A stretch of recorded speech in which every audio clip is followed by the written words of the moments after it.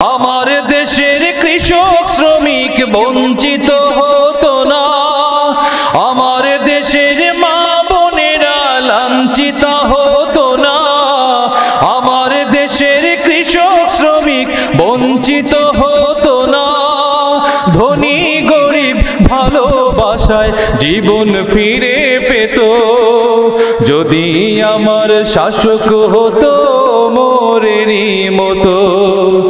এমন যদি হতো আমার দেশের শাসক হতো ওমরেরই মতো, হতো আবু বকরের মতো। এমন যদি হতো। আসসালামু আলাইকুম ওয়া রাহমাতুল্লাহি ওয়া বারাকাতুহু। আলহামদুলিল্লাহিল আজিজিল হামিদ ذي العرش المجيد والبطش الشديد الفعال لما يريد. أحمده تعالى وحمده سبب للمزيد، وأشهد أن لا إله إلا الله وحده لا شريك له إقرارا له بشهادة التوحيد. وأشهد أن سيدنا ونبينا محمدًا عبد الله ورسوله المبعوث بالوعد والوعيد والمنذر عن الشرك والتنديد. صلى الله تعالى عليه وعلى آله وصحبه المكرمين بالتأييد، صلاة دائمة على التأبيد. أما بعد، فأعوذ بالله من الشيطان الرجيم. بسم الله الرحمن الرحيم. أفأمن الذين مكروا السيئات أن يخسف الله بهم الأرض أو يأتيهم العذاب من حيث لا يشعرون أو يأخذهم في تقلبهم فما هم بمعجزين أو يأخذهم على تخوف فإن ربكم لرؤوف رحيم. আল্লাহ তাআলা ইরশাদ করেন, যারা নিকৃষ্ট ষড়যন্ত্রে লিপ্ত তারা কি নিজেদেরকে নিশ্চিন্ত এবং নিজেদেরকে নিরাপদ মনে করে যে আল্লাহ তাআলা তাদেরকে হঠাৎ জমিনের নিচে ধসিয়ে দিতে পারেন, বা তারা উপলব্ধিও করতে পারবে না, টেরই পাবে না, চিন্তাও করবে না, এমন রাস্তা দিয়ে আল্লাহ তাআলা তাদেরকে পাকড়াও করবেন। বা তাদের চলাফেরার সময়, ভ্রমণের সময়, আসা যাওয়ার সময়, ষড়যন্ত্র করার সময় আল্লাহ তাআলা তাদেরকে পাকড়াও করতে পারেন। তারা আল্লাহ তাআলাকে অক্ষম করতে পারবে না। অথবা যখন তারা ভয়ে থাকবে নিজেদের কৃতকর্মের কারণে আমরা ধরা পড়ে যাই কিনা, এমন অবস্থায় আল্লাহ তাআলা তাদেরকে পাকড়াও করতে পারেন, ধ্বংস করতে পারেন। এসব বিষয়ে তারা নিজেদেরকে নিশ্চিন্ত এবং নিরাপদ মনে করে কি? নিশ্চয় তোমার রব অতি দয়ালু, অতি স্নেহশীল। লেবার সিটি ওয়ার্ড কর্তৃক আয়োজিত প্রতি সপ্তাহের মতো আজকের এই মাহফিলে উপস্থিত এই ওয়ার্ডের সম্মানিত সভাপতি, উপস্থিত এই ওয়ার্ডের দায়িত্বশীল বৃন্দ এবং আমার সামনে উপবিষ্ট আমার প্রাণাধিক প্রিয় মুসল্লি ভাইয়েরা, নামাজি ভাইয়েরা, সূরাতুন নাহাল থেকে 3টি আয়াত 45 থেকে 47 নম্বর আয়াত তিলাওয়াত করে এর সরল বাংলা অনুবাদ উপস্থাপন করলাম। এই 3টি আয়াতের আলোকে যে বিষয় আলোচনা উপস্থাপন করব সেটি হচ্ছে, যুগে যুগে যারা মানুষের উপর জুলুম অত্যাচার করে, মানুষের উপর যারা নিপীড়ন চালায়, নির্যাতন নিষ্পেষণ চালায়, তাদের পতন যে অনিবার্য, তারা যে বিধ্বস্ত হয়, তারা যে ধ্বংস হয়, এটি আল্লাহর চিরসুন্নত, স্থায়ী নীতি। কখনো বিলম্ব হয়, কখনো কয়েক প্রজন্ম অপেক্ষা করতে হয়, কখনো কয়েক যুগ অপেক্ষা করতে হয়, কিন্তু অবশ্যই জালিমদের পতন হয়। অবশ্যই যারা মানুষের উপর জুলুম অত্যাচার চালায় তাদের পতন অবশ্যম্ভাবী। এই সকল বিষয় আপনাদের সামনে আলোচনা উপস্থাপন করব ইনশাআল্লাহ। সম্মানিত ভাইরা, আলোচ্যতে আল্লাহ তাআলা যুগে যুগে যারা মানুষের উপর জুলুম নির্যাতন করে এবং নিকৃষ্ট থেকে নিকৃষ্ট ষড়যন্ত্র করে, চক্রান্ত করে। আল্লাহ তাআলা আশ্চর্য প্রশ্ন করছেন, তাদের এই সকল হাল হালত, চলাফেরা, আচরণ, ব্যবহারে তো মনে হয় নিজেদেরকে আল্লাহর চেয়ে বেশি শক্তিশালী মনে করে। তারা মনে করে আমাদেরকে আর কেউ ধ্বংস করতে পারবে না, আমাদেরকে আর কেউ নামাতে পারবে না, আমাদের আর পতন কখনো হবে না। আফা আমিনাল্লাযীনা মাকারুস সাইয়্যাত, আল্লাহ তাআলা বলেন যারা নিকৃষ্ট ষড়যন্ত্রে লিপ্ত, রাত দিন শুধু ইসলাম, মুসলমান, কোরআন, দিন এগুলোর বিরুদ্ধে ষড়যন্ত্র করেই যাচ্ছে, কিভাবে আল্লাহর আলোকে নিবানো যায়, কিভাবে আল্লাহর কালামকে স্তব্ধ করা যায়, শুধু এগুলো নিয়ে তাদের ষড়যন্ত্র এবং নিকৃষ্ট থেকে নিকৃষ্ট ভাষা তারা ব্যবহার করে, গালিগালাজ করে, অপবাদ দিচ্ছে, তুহমত লাগাচ্ছে, ট্যাগ লাগাচ্ছে। এই সকল কথাবার্তা যারা বলে, এই সকল চক্রান্ত যারা করে, তারা কি নিজেদেরকে আল্লাহর চেয়ে বেশি শক্তিশালী মনে করে? তারা কি নিজেদেরকে আল্লাহর শাস্তি থেকে নিরাপদ মনে করে? তাদের চেয়ে অনেক শক্তিশালী জাতি সম্প্রদায়কে অতীতে তো আল্লাহ তাআলা ধ্বংস করেছেন, না করেন নাই? ফিরআউনকে ধ্বংস করে আল্লাহ তাআলা তাকে শুটকি বানিয়ে না রাখতেও পারতেন, কিন্তু রেখেছেন।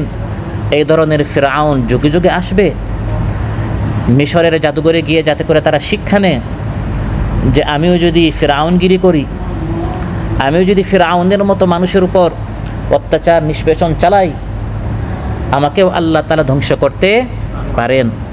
ফিরআউনকে আল্লাহ তাআলা শুটকি করে কেন বাঁচিয়ে রেখেছেন? কোরআনের মধ্যে আল্লাহ তাআলা উদ্দেশ্যটা, কারণটা উল্লেখ করছেন। فَالْيَوْمَ نُنَجِّيكَ بِبَدَنِكَ لِتَكُونَ لِمَنْ خَلْفَكَ آيَةً وَإِنَّ كَثِيرًا مِنَ النَّاسِ عَنْ آيَاتِنَا لَغَافِلُونَ। হে ফিরআউন, আজ আমি তোকে ধ্বংস করব, তোর গোটা বাহিনীকে ধ্বংস করব, গোটা জাতিকে ধ্বংস করব, কিন্তু তোর শরীরটা আমি বাঁচিয়ে রাখব। লিতাকুনা লিমান খালফাকা আয়া, তোর পরে এই পৃথিবীতে আরও অনেক ফিরআউন আসবে, আরও অনেক জালিম আসবে। আয়া, তাদের জন্য তুই একটা শিক্ষা, একটি নিদর্শন হবে যে ফিরআউন কিভাবে তার পতন হচ্ছে। জাতি এটা চোখ দিয়ে দেখেছে, তারা তৃপ্তি পেয়েছে। বনী ইসরাঈল সমুদ্র তারা অতিক্রম করলো, পিছন দিয়ে তাকিয়ে দেখে তাদের চোখের সামনে যে ফিরআউন যুগের পর যুগ তাদের উপর জুলুম অত্যাচার চালিয়েছে, আজ কিভাবে তার পতন হচ্ছে, উপর থেকে কিভাবে সে নিচে নামছে, কিভাবে সে ধসে পড়ছে। এভাবে আল্লাহ তাআলা বলেন যুগে যুগে ফিরআউন যারা হয়, এটি হচ্ছে তাদের জন্য শিক্ষা। নূহ আলাইহিস সালাম 950 বছর পর্যন্ত তিনি দাওয়াত দিলেন, জাতি তাকে গালি এবং কটু কথা শুনিয়েছে, তার বিরুদ্ধে নানা ধরনের ষড়যন্ত্র তারা চালিয়েছে। আল্লাহ তাআলা প্লাবন পাঠিয়ে গোটা জাতিকে ধ্বংস করলেন। ঈমানদারদেরকে নৌকার উপরে উঠিয়ে আল্লাহ তাআলা বাঁচিয়ে দিলেন। এই নৌকাটি আল্লাহ তাআলা ধ্বংস করেন নাই, অথচ এই নৌকাটি লোহার ছিল না, সাধারণ পেরেক এবং লাকড়ি দ্বারা নির্মিত একটি নৌকা ছিল। আল্লাহ তাআলা বলেন ওয়াস্তাওয়াত আলাল জুদি, বর্তমান তুরস্কের জুদি পাহাড়ে এই নৌকাটি এখন পর্যন্ত অবস্থিত আছে। নৌকাটি আল্লাহ তাআলা রেখে দিলেন কেন? ওয়ালাকাদ তারাকনাহা আয়াতান ফাহাল মিন মুদ্দাকির, যুগে যুগে কওমে নূহের মতো যারা আল্লাহর দিকে দাওয়াত দেয়, কোরআনের দিকে দাওয়াত দেয়, তাদের বিরোধিতা করলে কিভাবে আল্লাহ তাআলা জাতিকে ধ্বংস করতে পারেন এবং ঈমানদারদেরকে এই জুদিতে অবস্থিত নৌকায় আরোহণ করিয়ে কিভাবে বাঁচাতে পারেন, শিক্ষার জন্য আল্লাহ তাআলা এই নৌকাটি আজ অবধি কিয়ামত পর্যন্ত বাঁচিয়ে রাখবেন। সম্মানিত ভাইরা, শিক্ষার জন্য আল্লাহ তাআলা এগুলো রেখেছেন। তারপরেও আফসোসের বিষয় হচ্ছে মানুষ যখন ক্ষমতা পায় এগুলো থেকে শিক্ষা নিতে চায় না। এগুলো হচ্ছে ইতিহাস।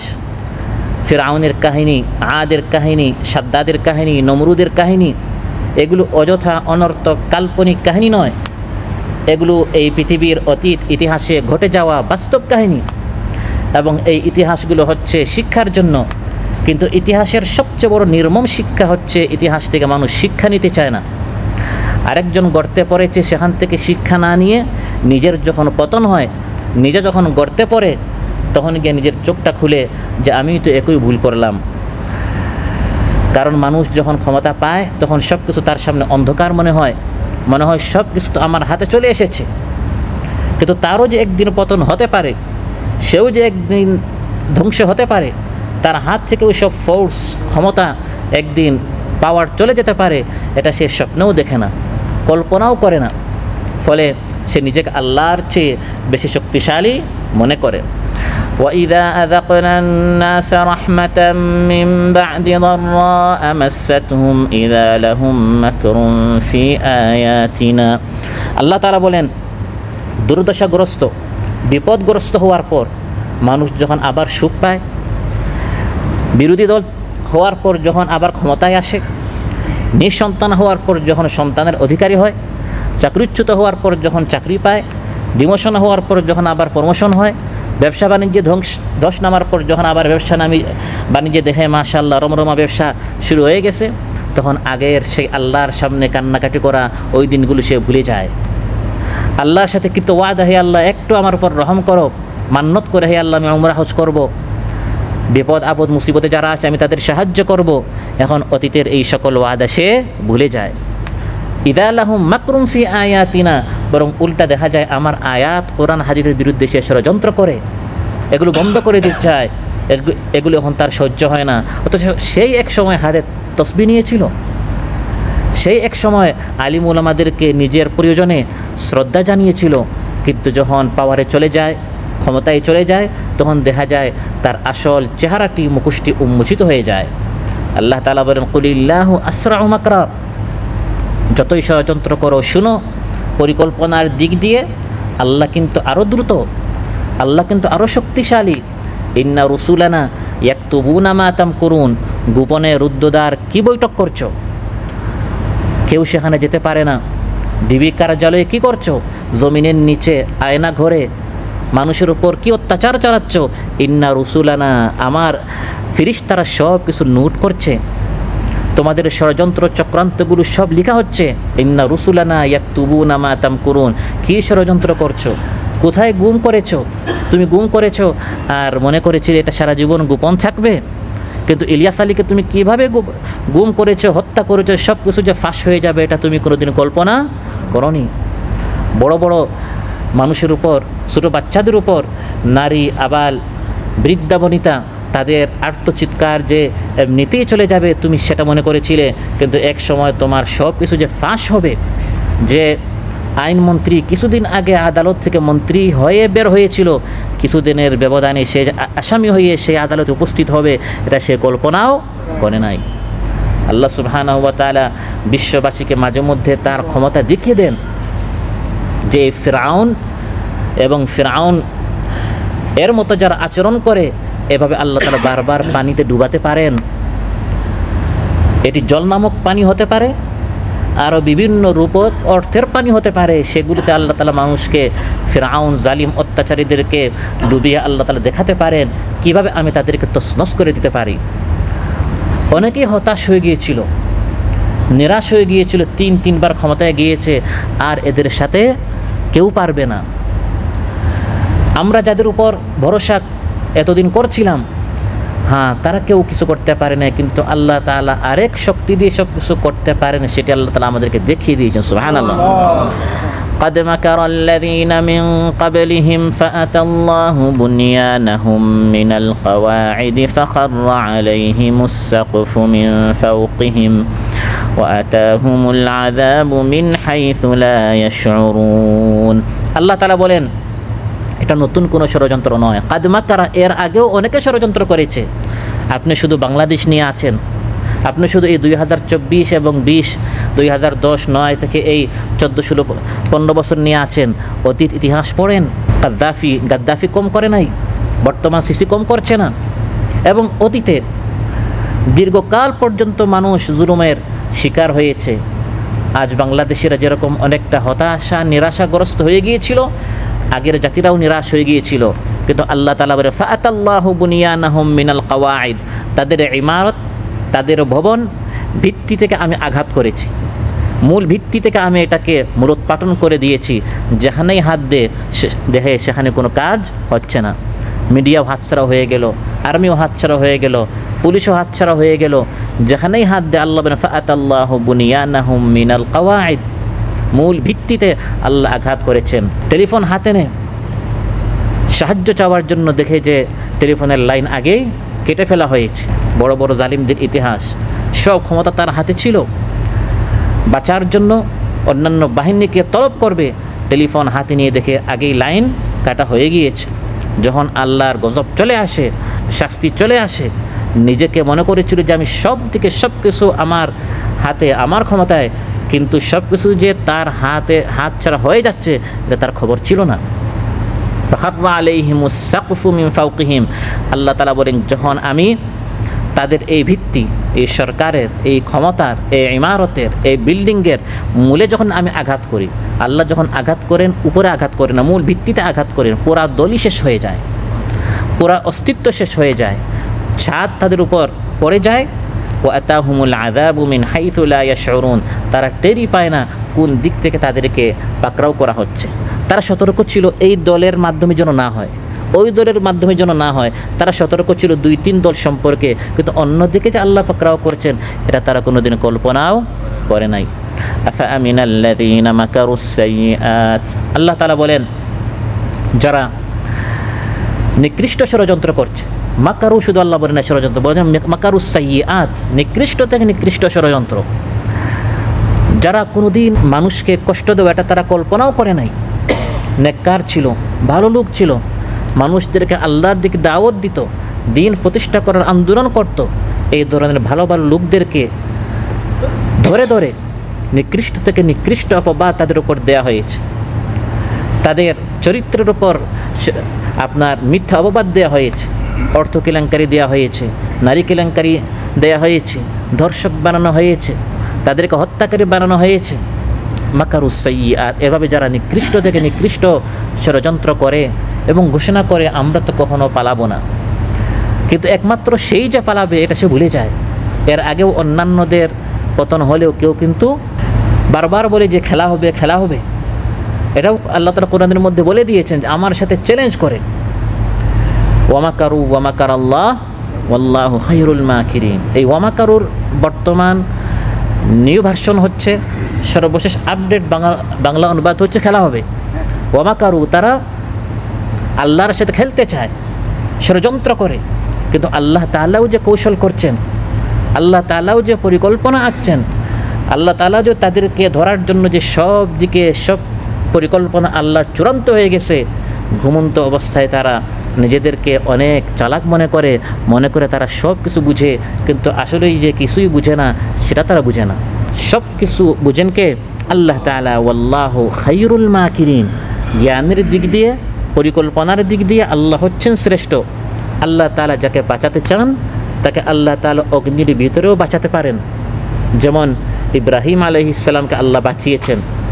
যেমন বর্তমান যারা আয়না ঘরে ছিল, মৃত্যুর দ্বার প্রান্তে ছিল, সেখান থেকেও আল্লাহ তাআলা বাঁচাতে পারেন। আবারও যদি আল্লাহ কাউকে ধ্বংস করতে চান, ক্ষমতার একবারে চৌড়ায় যদি সে থাকে, উপরে থাকে, সেখান থেকেও আল্লাহ তাকে ধ্বংস করতে পারেন। أفأمن الذين مكروا السيئات أن يخسف الله بهم الأرض, আল্লাহ তাআলা বলেন তারা কি নিজেদেরকে নিরাপদ মনে করে? যারা নিকৃষ্ট থেকে নিকৃষ্ট ষড়যন্ত্র করছে, আল্লাহ তাআলা চাইলে তাদেরকে জমিনের নিচে ধসিয়ে দিতে পারেন। জমিনের নিচে যেমন আল্লাহ তাআলা ধসিয়ে দিয়েছেন কারুনকে, নিজেকে একেবারেই নিরাপদ মনে করেছিল। আমার হাতে টাকা আছে, আমার হাতে বাড়ি আছে, আমার হাতে নারী আছে, আমার হাতে অট্টালিকা আছে, আমাকে আর কেউ ধরতে পারবে না। কারুনের টাকা পয়সা কেমন ছিল? মা ইন্না মাফাতিহাহু লাতানু বিল উসবাতি উলিল কুওয়া, আল্লাহ তাআলা বলেন কারুনের চাবিগুলো, কারুনের ধন সম্পদ নয়, ধন সম্পদের চাবিগুলো বহন করার জন্য শক্তিশালী একদল যুবক হিমশিম খেত। কারুনের যত সম্পদ আছে, সম্পদগুলোর শুধু চাবি, এটিএম কার্ডগুলো আমাদের মতো এক দুইটা এটিএম কার্ড নয়, তার এত এটিএম কার্ড ছিল, যেটাকে চাবি বলা হয়, সম্পদের চাবি। এই চাবিগুলো বহন করার জন্য একদল যুবক লাতানু ও তারা হিমশিম খেত। তাহলে চাবি কয়টা ছিল আর সম্পদ কত ছিল? সে মনে করলো সব সম্পদই তো আমার, আমাকে আর কে ধরতে পারে? তাকে বোঝানো হলো অহংকারী হইও না, ইন্নাল্লাহ লা ইউহিব্বুল ফারিহিন, আল্লাহ কিন্তু অহংকারীদেরকে ভালোবাসেন না।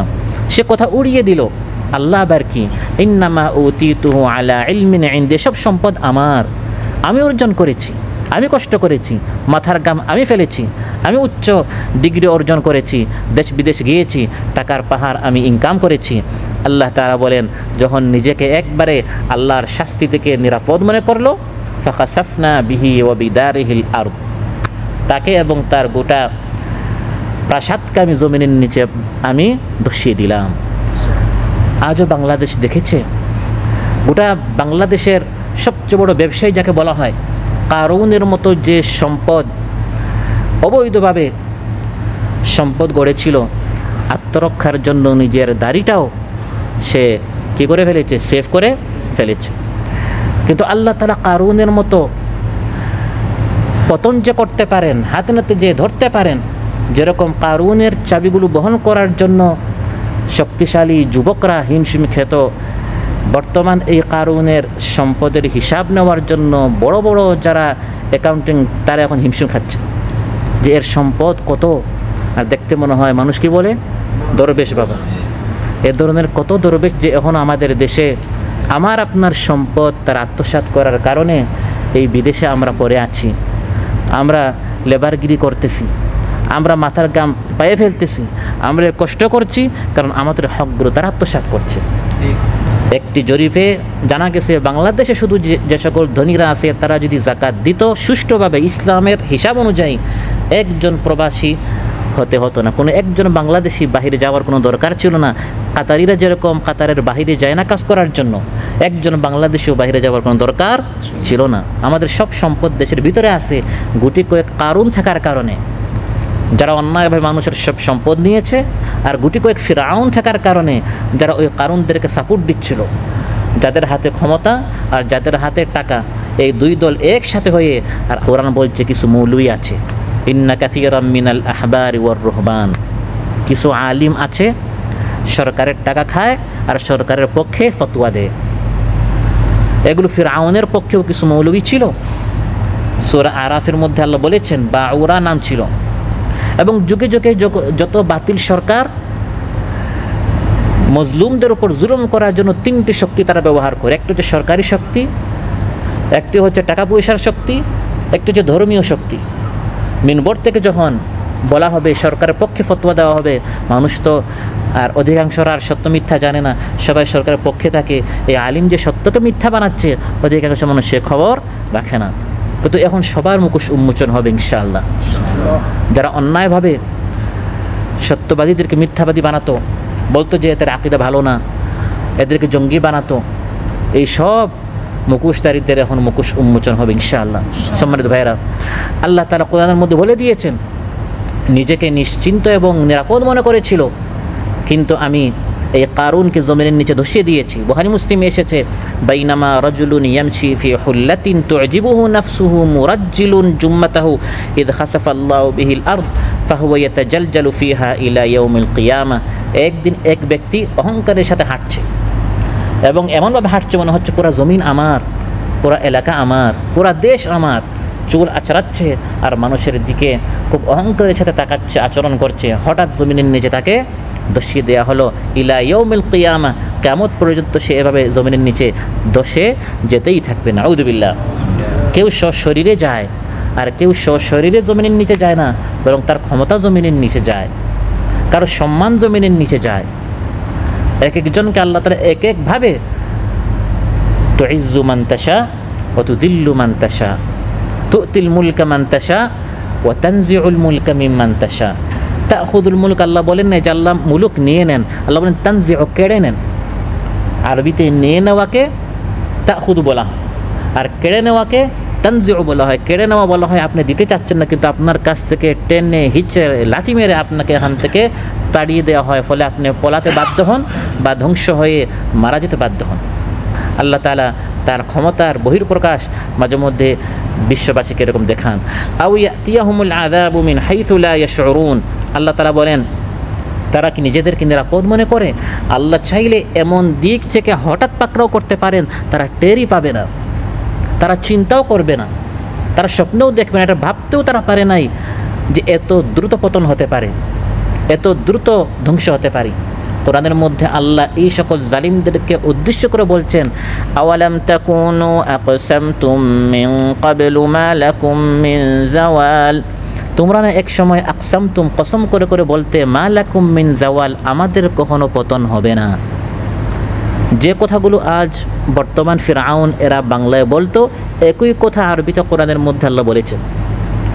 তারা বলেছে বারবার আমাদের কখনো পতন হবে না, আমরা কখনো পলাবো না, অমুক কোথায় প্রয়োজনে আমরা অমুকের বাড়িতে যাব, আমরা কিন্তু পলাই না। এসব কথা আগের ফিরআউনরা বলেছিল। হ্যাঁ, শব্দ একটু হেরফের, কিন্তু সবার কথার ধরন এক। ফিরআউন অহংকারী করে বলেছিল, আলাইসা লি মুলকু মিসর, তোমরা কি দেখো না পুরা মিশরের রাজত্ব আমার। এই মূসা কি বলে? মূসা তো সুন্দর করে একটি কথা ফুটেও বলতে পারে না। ওয়াহাদিহিল আনহারু তাজরি মিন তাহতি, মিশরের সব নদী সমুদ্রের পানি আমার প্রাসাদের নিচ দিয়ে চলছে। টাকা আমার, পয়সা আমার, ব্যাংক আমার, শেয়ার আমার, মেট্রো আমার, পুরা দেশ আমি গড়েছি, আমার বাবার। আওয়ালাম তাকুনু আকসামতুম, তোমরা না একসময় কসম করে করে বলতে মা লাকুম মিন জাওয়াল, আমাদের কখনো পতন হবে না। আর বিরোধীদেরকে বলতে বেশি লাফালাফি করিও না, এখন বাহিরে আসার সুযোগ করে দিয়েছি, বেশি লাফালাফি করলে আবার জেলে ঢুকিয়ে দিব। বারবার জেলের ভয় দেখানো, এটাও হচ্ছে ফিরআউনের একটি ভূমিকা। লাউকাত্তিআন্না আইদিয়াকুম ওয়া আরজুলাকুম মিন খিলাফিন ওয়া লাউসাল্লিবান্নাকুম আজমাইন, ফিরআউন বলেছিল জাদুকরদেরকে, যদি তোমরা মূসার উপর ঈমান থেকে বিরত না হও, হাত পা উল্টা দিক দিয়ে কেটে, তো আমি তোমাদেরকে ফাঁসির কাস্টে ঝুলাবো। এই ফাঁসির কাস্টে ঝুলানো এটি হচ্ছে সুন্নতে ফিরআউন। কার সুন্নত? ফিরআউনের সুন্নত। আর যখন দেখলো ফিরআউন যে মূসা আলাইহিস সালামকে কোনোভাবে টলানো যাচ্ছে না, সরানো যাচ্ছে না, থামানো যাচ্ছে না, قال لئن اتخذت إلها غيري لأجعلنك من المسجونين, হে মূসা, দাওয়াত থেকে, মিশন থেকে, ভিশন থেকে বিরত না হলে তোমাকে আমি কারাগারে বন্দি করব। কারাগারের ভয় দেখানো, আয়না ঘরের ভয় দেখানো, গুম করার ভয় দেখানো, এগুলো হচ্ছে পুরাতন একটি সুন্নত। দিনের কাজ করবেন আর ফুলের মালা দিয়ে বাতিলপন্থী বরণ করবে, এটা কখনো হতে পারে না। এই পথটি কণ্টকাকীর্ণ। ফিরআউনদের পক্ষ থেকে এই আচরণটি সেই অতীতকাল থেকে চলে আসছে। আল্লাহ তাআলা বলেন তারা কি নিজেদেরকে নিরাপদ মনে করে? আমি আল্লাহ তাআলা চাইলে এভাবে হঠাৎ পাকড়াও করতে পারি। বা তারা যখন চলাফেরা করে এক দেশ থেকে আরেক দেশে যাচ্ছে, তখনও তো হঠাৎ পাকড়াও করতে পারি। আও ইয়াখুযাহুম ফি তাকাল্লুবিহিম ফামা হুম বিমুজিজিন, নিজেদেরকে তারা নিরাপদ মনে করে। আমি চাইলে তো তাদেরকে চলাফেরার মধ্যেই, যখন তারা ব্যবসা বাণিজ্যের জন্য বাইরে যায় বা যখন তারা ব্যবসার উন্নতিকল্পে বিভিন্ন কৌশল অবলম্বন করে, কিংবা রাত্রে আরাম করার জন্য যখন তারা বিছানায় যায়, তখন তারা কোনো আযাবে গ্রেফতার হয়ে যেতে পারে। যেমন কোনো দুরারোগ্য প্রাণঘাতী রোগের প্রাদুর্ভাব দেখা দিতে পারে, অথবা উচ্চ স্থান থেকে পতিত হয়ে, অথবা শক্ত জিনিসের সাথে আঘাত লেগে মৃত্যু মুখে তারা পতিত হয়ে যেতে পারে।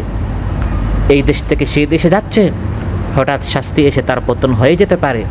যেরকম 20-25 বছর আগে পাকিস্তানের যে প্রধানমন্ত্রী ছিল নওয়াজ শরীফ আসছে, হঠাৎ তাকে আর দেশে ঢুকতে দেওয়া হয়। ওই সফরের সময় তখনই তাকে আর দেশে ঢুকতে দেওয়া হয় না। অবশ্যই পরবর্তীতে আবার সে ক্ষমতায় বসেছিল, আবার তার হাত থেকে ক্ষমতাচ্যুত হয়েছিল, তার হাত থেকে ক্ষমতা গিয়েছিল। কিন্তু এই সফরের সময় আল্লাহ পাকড়াও করতে পারেন, এই ইতিহাস আল্লাহ তাআলা আমাদের সামনে রেখেছেন। সালেহ আলাইহিস সালামকে হত্যা করার জন্য 9 জন শপথ নিয়েছে। ওয়াকানা ফিল মাদিনাতি 9 রাহতিন ইউফসিদুনা ফিল আরদি ওয়া লা ইউসলিহুন। এই কোরআন শুধু খতম করার জন্য নয়, আপনি কোরআনটি পড়বেন আর বর্তমানের সাথে মিলাবেন। সালেহ আলাইহিস সালামকে আল্লাহ পাঠিয়েছেন সামুদের নিকট, তাদেরকে আল্লাহর দিকে দাওয়াত দেওয়ার জন্য। তাদের মধ্যে 9 জন সন্ত্রাসী শপথ নিচ্ছে যে আমরা সালেহকে হত্যা করব। এখনও কিছু মানুষ শপথ নেয় কি না যে আমরা ওই স্বৈরাচারকে আবার আনতে চায়, আছে না নাই? এজন্য বলেছি কোরআন শুধু খতমের জন্য নয়, দেখবেন যুগে যুগে একই আচরণ যেগুলো সামুদ করেছে, আদ করেছে, ফিরাউন করেছে, এগুলো বর্তমান ফিরাউন এবং তার বাহিনী করবে। ইউফসিদুনা ফিল আরদ, তারা জমিনে ফাসাদ করে, ওয়ালা ইউসলিহুন, ভালো কোনো কাজ করে না। কালু তাকাসামু বিল্লাহ, আল্লাহর নামে শপথ, কি লানুবাইয়িতান্নাহু আহলা। এই সালে যখন রাত্রে ঘুমাবে নবী সালেহ আলাইহিস সালাম, তখন তাকে এবং তার আহালকে রাতেই আমরা শেষ করে দিব। 9 জন বের হলো, সফরে বের হলো, ওই সালেহ আলাইহিস সালামের বাড়িতে গিয়ে রাত্রেই তাকে শেষ করার জন্য রাত হয়ে গেল। ভাবলো যে গভীর রাত পর্যন্ত আমরা অমুক গুহায় গিয়ে একটু বিশ্রাম নেই। গুহায় 9 জন ঢুকলো, উপর থেকে একটি পাথর এসে তাদের এই গুহার প্রবেশপথটি বন্ধ করে দিল, এবং এখানেই তাদের ইতিহাস, এখানেই তাদের নাম নিশানা শেষ হয়ে গেল।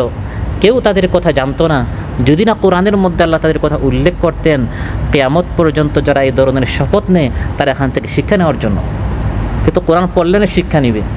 কোরআন তো পড়েও না, জানেও না যে এই ধরনের শপথ আগেও কিছু লোক করেছিল। এখনও হঠাৎ কোন দিক থেকে পাথর এসে তোমাদের ভবিষ্যৎ শেষ হয়ে যেতে পারে। আল্লাহ তাআলা বলেন ফামা হুম বিমুজিজিন, যতই তারা ষড়যন্ত্র করুক না কেন, তারা কিন্তু আল্লাহকে ব্যর্থ করতে পারবে না, তারা কিন্তু আল্লাহকে অক্ষম করতে পারবে না। আল্লাহ পাকড়াও করবেন, আল্লাহ ধ্বংস করবেন, একবারে বিধ্বস্ত করে দিবেন, একবারে নাম নিশানা আল্লাহ তাআলা শেষ করে দিবেন। আও ইয়াখুযাহুম আলা তাখাউফ ফাইন্না রাব্বাকুম লারাউফুর রহিম, বা আল্লাহ তাআলা এমন অবস্থাও পাকড়াও করতে পারেন, সেটা কি ভয়ের অবস্থায়। কিসের অবস্থায়? আল্লাহ বলেন তারা কি নিজেদেরকে নিরাপদ মনে করে?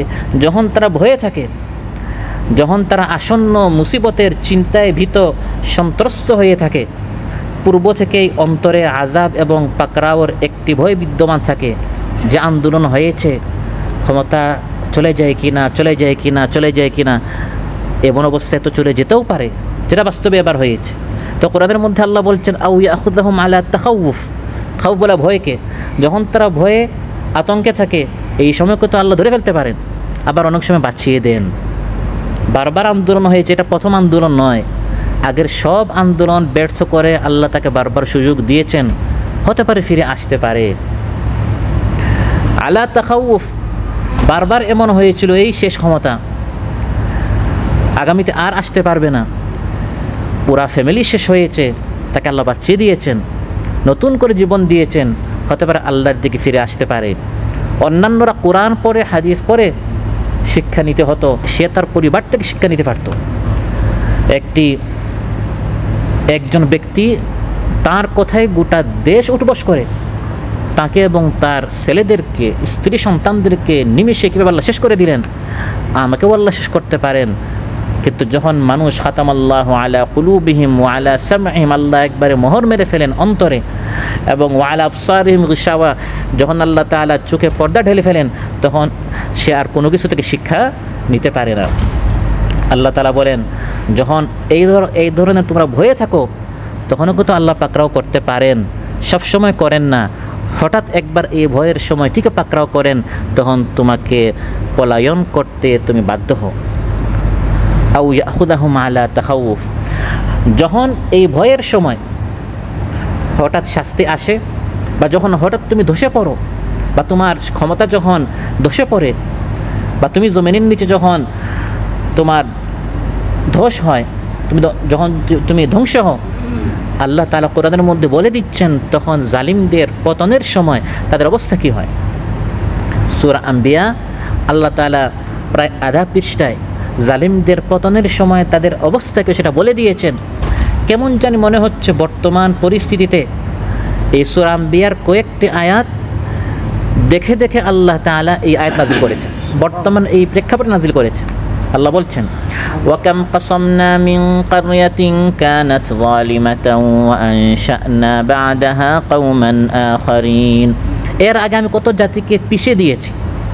আহলাকনা আল্লাহ বলেন না, ধ্বংস বলেন নাই, বলেছেন কাসামনা, পিষে দিয়েছি, একবারে তাদেরকে শেষ করে দিয়েছি।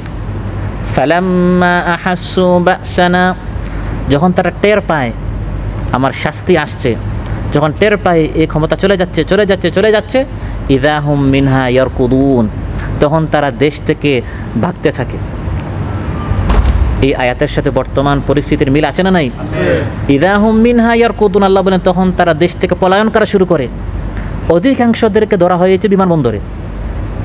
কেন ঘর থেকে ধরা হয় নাই কেন? ইদা হুম মিনহা ইয়ারকুদুন, হয় বিমানবন্দরে বা অন্যান্য সীমান্তে।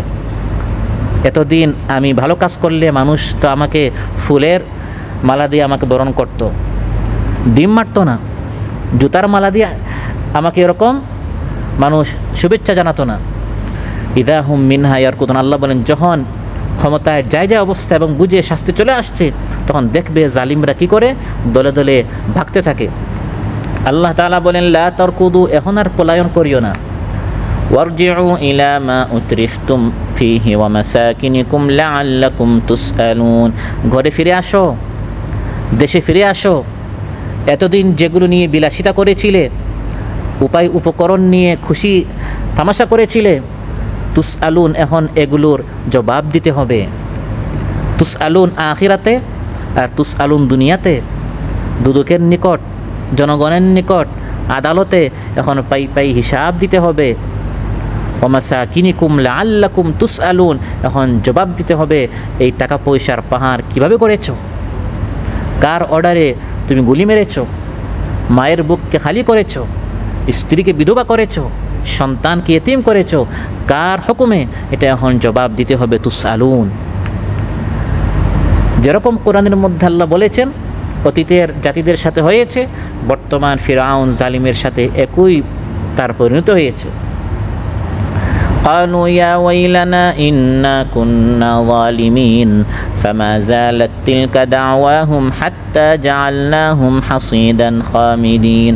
আল্লাহ বলেন যখন তারা পলায়ন করা শুরু করে আর তাদেরকে যখন ধরা শুরু হয় পলানো অবস্থায়, তখন তারা বলে ইয়া ওয়াইলানা, আমাদের দুর্ভোগ দুর্ভোগ, আমরা হায় হায় কী করলাম, ইন্না কুন্না যালিমিন, আমরা আসলে নিজেদের উপর জুলুম করেছি। এতদিন বুঝো নাই, এখন বুঝেছো যে এতদিন তুমি কি করেছো। তখন সবাই নাফসি নাফসি করে, এমনকি যখন দেখে নিজে ধরা পড়ে যাচ্ছে, বন্ধু বেঁচে যাচ্ছে, তখন বলে সে কিন্তু অমুক, তাকেও ধরো। করেছেন না আপনার পেপার পত্রিকায়? একজনকে ধরেছে আর আরেকজন নিজের পরিচয় গোপন করার জন্য দাড়ি কেটেছে। যখন আইন শৃঙ্খলার লোক তাকে চেনে নাই, এটা কোরআনের মধ্যে আল্লাহ বলে দিয়েছেন যে সৎ বন্ধু ছাড়া যত অসৎ বন্ধু আখিরাতে তাকে দুনিয়াতে পরস্পর শত্রু হয়ে যাবে। সৎ বন্ধু এরকম হয় না। ইসলামপন্থীদেরকে রিমান্ডে কঠিন থেকে কঠিন নির্যাতনে তারা শিকার হয়েছে। তোমাদের অফিস কোথায়, তোমার নেতা কোথায়, কেউ একটা তথ্য দেয় নাই। কারণ আমি আমার ভাইকে নিজের জানের চাইতে বেশি ভালোবাসি, সুবহানাল্লাহ। কিন্তু একসাথে জুলুম করেছি, অত্যাচার করেছে, মদ পান করেছি, সে বেঁচে যাবে আমি ফেসে যাব না, আমি যেরকম শাস্তির ভাগ পাচ্ছি তাকেও পেতে হবে। এজন্য দেখা যায় যখনই ধরা পড়ে আরেকজনের নাম মুখ দিয়ে বলে দেয়। রিমান্ডে যাওয়ার আগে ওই নৌকার উপর বলা শুরু করেছে এই হচ্ছে অমুক, তাকেও ধরো। কোরআনের মধ্যে আল্লাহ বলছেন আল আখিল্লাউ ইয়াউমাইযিন বা'দুহুম লিবা'দিন আদুউন ইল্লাল মুত্তাকিন, মুত্তাকিনরা ছাড়া কিয়ামতের দিন সবাই পরস্পর শত্রু হবে। ইয়াকফুরু বা'দুকুম বিবা'দিন ওয়া ইয়ালআনু বা'দুকুম বা'দ, একজন আরেকজনকে লানত করবে, তোর কারণে আজ আমি এই বিপদে পড়েছি। আখিরাতের আগে দুনিয়াতে এখন একজন আরেকজনের উপর অভিশাপ করবে যে সবাই একসাথে করলাম আর আমাদেরকে একা দেশে রেখে নিজের বোনকে নিয়ে চলে গেল। এখন নিজের দলের ভিতরে খুব সৃষ্টি হয়েছে যে আমরা সবাই তার অর্ডারে করলাম, এখন আমাদেরকে বাঘের মুখে রেখে সে একা পালিয়ে গেল, জনগণ আজ আমাদেরকে মারছে। কোরআনের মধ্যে আল্লাহ বলছেন যে যারা অপরাধী হয় এরকম পরস্পর ঘৃণা, শত্রুতা, অভিশাপ, লানত করতে থাকে। কিন্তু আল্লাহ তাআলা 16 বছর পর কেন ধরলেন? 950 বছর পর নূহ আলাইহিস সালামের কওমকে আল্লাহ কেন ধরলেন? ফিরআউনকে শতাব্দীর পর শতাব্দী কেন সুযোগ দিলেন? আলোচ্যত আল্লাহ বলেন ফা ইন্না রাব্বাকুম লারাউফুর রাহিম, কারণ তোমার রব হচ্ছেন পরম দয়ালু স্নেহশীল। সুবহানাল্লাহ। বলা যায় না বান্দাটা ওই ব্যক্তির মতো 100টা হত্যা করার পরও তাওবা করে ফেলতে পারে। হযরত হামজা রাদিয়াল্লাহু আনহুকে যে ওয়াহশী হত্যা করেছিলেন তিনিও পরে সাহাবী হয়েছেন। সুবহানাল্লাহ। মহানবী সাল্লাল্লাহু আলাইহি সাল্লাম দান্দান শরীফ শহীদ হয়েছে উহুদে। এই করুণ কঠিন পরিস্থিতির পিছনে মুখ্য ভূমিকা ছিল হযরত খালিদ রাদিয়াল্লাহু আনহু। তিনি তখন মুসলমান হন নাই, তিনি তখন কাফিরদের বড় একটি বাহিনীর নেতৃত্বে ছিলেন। পিছন দিক দিয়ে তিনি উহুদ পাহাড়ের উপর দিয়ে আক্রমণ করে মুসলমানদের পরাজয়ের তিনি কারণ ছিলেন।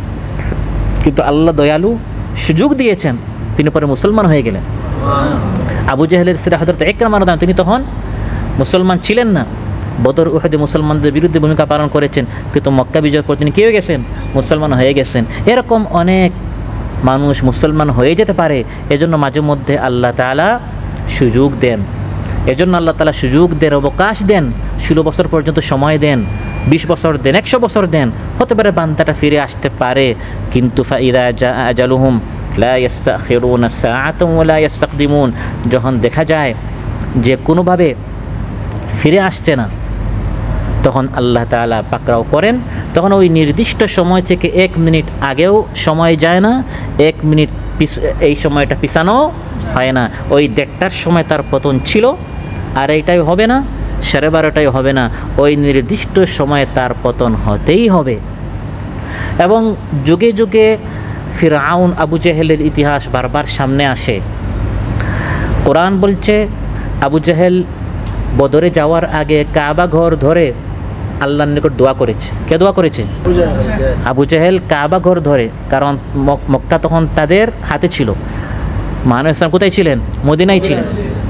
কাবা ঘর ধরে তাস্তাফতিহু ফাকাদ জাআকুমুল ফাতহ বলছে, হে আল্লাহ, আমি এখন যাচ্ছি বদরে মুহাম্মদের মোকাবেলা করার জন্য, আমরা এবং মুহাম্মদ 2 বাহিনীর মধ্যে যারা সত্যবাদী তাদের জন্য জয় হয়। আল্লাহ বলে ফাকাদ জাআকুমুল ফাতহ, তোমার দোয়া কবুল হয়ে গেছে। বর্তমান আবু জেহেলকে আমরা দেখেছি, সে বলেছে, দোয়া করেছে, হে আল্লাহ, আমরা শুধু এটাই দোয়া করি যারা অত্যাচার জুলুম করছে তাদের জন্য পতন হয়। আমরা বলেছি আমিন, আল্লাহ দোয়াটা কবুল করে ফেলেছে। এই কোরআনের আয়াতগুলো বারবার আমরা যদি পড়ি, শুধু তিলাওয়াত নয় বরং আমরা যদি অধ্যয়ন করি, তাহলে চোখের সামনে আমরা দেখব আপনার সাক্ষাৎ হয়ে যাবে আবু জেহেলের সাথে, আপনার সাক্ষাৎ হয়ে যাবে ফিরআউনের সাথে, আপনার সাক্ষাৎ হয়ে যাবে আবু লাহাবের সাথে। এবং এই আলোচনা শুধু নির্দিষ্ট কোনো দলের জন্য নয়, প্রথমে আমার এবং আপনাদের জন্য। আমি আপনি যদি কারো হক নষ্ট করে থাকি, কাজ করে টাকা দেই নাই, বোনের হক নষ্ট করছি, প্রতিবেশীর হক নষ্ট করছি, আমরাও সাধারণ মানুষেরা অনেক সময় বিভিন্ন ধরনের আমরা জুলুম করে থাকি। কাতারে আমরা লোকদেরকে আনি, 2000 রিয়াল 3000 রিয়াল বেতন, থাকা খাওয়া ফিরি, অনেক কিছু আমরা বলি, আসার পর দেখা যায় কিছুই নাই। একটা লোকের ভবিষ্যৎ আপনি নষ্ট করেছেন। বা আপনি কাজ করতে যান, মালিকের কাছ থেকে মাস শেষে আপনি 2000 টাকা আনেন, কিন্তু আপনি তার কাজ করেন না, শ্রমিক হিসাবে আপনি মালিকের উপর জুলুম করছেন। যে যত বড় জালিম হোক না কেন, এবং মনে করেন আপনি তো ফাঁকি দিয়ে যাচ্ছেন, মালিক তো জানেই না। আজকের এই আয়াতগুলো থেকে আমরা জানলাম, হতে পারে সময় যাবে, কিন্তু 2-1 বছর 5-10 বছর পরে হলেও এক সময় আপনাকে এই জুলুমের হিসাব দিতে হবে, শাস্তি ভোগ করতে হবে। আল্লাহ সুবহানাহু ওয়া তাআলা আমাদের সবাইকে জুলুম এবং জালিমদের পতন থেকে শিক্ষা নেওয়ার তৌফিক দান করুন। আমিন।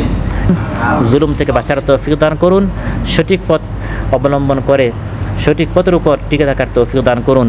আসসালামু আলাইকুম ওয়া রাহমাতুল্লাহি ওয়া বারাকাতুহু। আমার দেশের কৃষক শ্রমিক বঞ্চিত হতো না, আমার দেশের মা বোনেরা লাঞ্ছিত হতো না, ধনী গরিব ভালোবাসায় জীবন ফিরে পেত। যদি আমার শাসক হতো মোরেরই মতো, এমন যদি হতো আমার দেশের শাসক হতো ওমরেরই মতো, হতো আবু বকরের মতো।